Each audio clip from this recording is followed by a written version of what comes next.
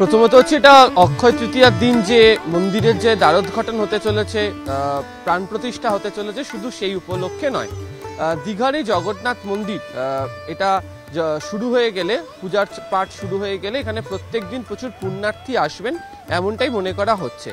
এমনিতেই সৈকত নগরী দীঘাতে প্রত্যেক বছর প্রত্যেক মুহূর্তে পর্যটকদের আনাগোনা লেগেই থাকে এবং বিশেষ বিশেষ দিনগুলোতে এখানে পর্যটকদের সংখ্যা অনেকটা বৃদ্ধি পায়। এই জগন্নাথ মন্দিরের প্রেক্ষিতে পর্যটনের যে শ্রীবৃদ্ধি আরও অনেকটা ঘটবে এবং প্রচুর মানুষও যাতায়াত করবেন হচ্ছে মন্দিরের টানে, এবং সেই কারণেই হচ্ছে যে বাসের সংখ্যা বৃদ্ধি করা হচ্ছে। দক্ষিণবঙ্গ রাষ্ট্রীয় পরিবহন সংস্থা সূত্রের খবর, এই মুহূর্তে দীঘা ডিপো থেকে 80 থেকে 90টি বাস চলে, সেই সংখ্যাটা বৃদ্ধি করে তারা 120টি করছেন। এবং বিভিন্ন যে মন্দিরকে ঘিরে যে পর্যটনের যে জায়গা রয়েছে, যেমন তারাপীঠ রয়েছে বা একাধিক জায়গা চিহ্নিত করা হচ্ছে, সেখানেও পৌঁছানোর ব্যবস্থা হয়েছে। ইতিমধ্যেই হচ্ছে যে বহরমপুর তারাপীঠের এই দুটো নতুন রুট চালু করা হয়েছে।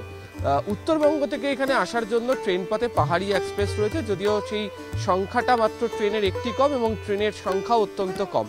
তো সেই কারণে হচ্ছে যারা উত্তরবঙ্গ থেকে আসবেন, বিশেষত মালদা, দিনাজপুরের মতো জায়গা থেকে, মুর্শিদাবাদের একটা বড় অংশ থেকে, বীরভূমের একটা বড় অংশ থেকে, তাদের জন্য নতুনগুলো রুট ইতিমধ্যে শুরু করে দেওয়া হয়েছে। তবে অক্ষয় তৃতীয়ার উপলক্ষে যারা আগে থেকেই এই উদ্বোধনী অনুষ্ঠান দেখার জন্য দীঘাতে আসতে চেয়েছেন, অনেকেই ইতিমধ্যে উপস্থিত হয়ে গিয়েছেন। আজকে বিকেলের পর থেকে যারা অতিথি অভ্যাগত যারা রয়েছেন তারাও একে একে উপস্থিত হবেন। এবং আমি জগন্নাথ মন্দিরের সামনে যেখানে দাঁড়িয়ে রয়েছি, সেখানেও আমরা দেখতে পাচ্ছি যে সকাল থেকে প্রচুর মানুষের আনাগোনা এখানে রয়েছে। ফলে সব মিলিয়ে যোগাযোগ ব্যবস্থা পর্যটনকে কেন্দ্র করে এবং মন্দিরকে কেন্দ্র করে অনেকটা বৃদ্ধি করছে প্রশাসন, এবং সেই কারণে হচ্ছে বাসের সংখ্যা বৃদ্ধি। দক্ষিণ পূর্ব রেলের তরফ থেকেও 4 মে পর্যন্ত অতিরিক্ত ট্রেন চালানো হচ্ছে, একাধিক স্পেশাল ট্রেন দেওয়া হয়েছে। তবে সব থেকে বেশি করে তাদেরকে যেটা উল্লেখ করতে বলা হয়েছে, যেন সময়ানুবর্তিতা বজায় রেখে ট্রেন চালানো করা হয়, সে বিষয়টাও তাদের তরফ থেকে দেখভাল করা হবে বা নজরদারি করা হবে বলে রেলের তরফ থেকে জানানো হয়েছে।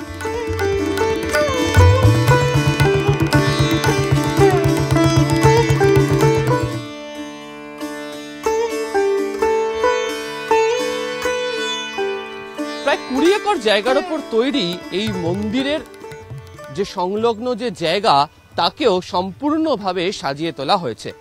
এই মন্দিরের 4টি অংশ রয়েছে। প্রথমে ঢুকলেই পড়বে হচ্ছে যে ভোগগৃহ, তারপরেই পড়বে হচ্ছে নাট মন্দির, তারপরেই থাকছে হচ্ছে জগমোহন, এবং তারপরেই হচ্ছে মন্দিরের প্রধান যে অংশ অর্থাৎ গর্ভগৃহ। নাট মন্দিরে ছোট ছোট জায়গাতে দশাবতার যে মূর্তি, তাও স্থাপিত করে রাখা হচ্ছে, এবং আগামী দিনে যখন রথযাত্রার উৎসব হবে তার জন্য বিশেষ জায়গা, তার রথ রাখার মতো ব্যবস্থা হয়েছে। এছাড়া আলাদা করে রান্নাঘর এবং পুরীর মন্দিরের মতো এখানেও লক্ষ্মী পুজোর ব্যবস্থা থাকছে মন্দিরের ভিতরেই।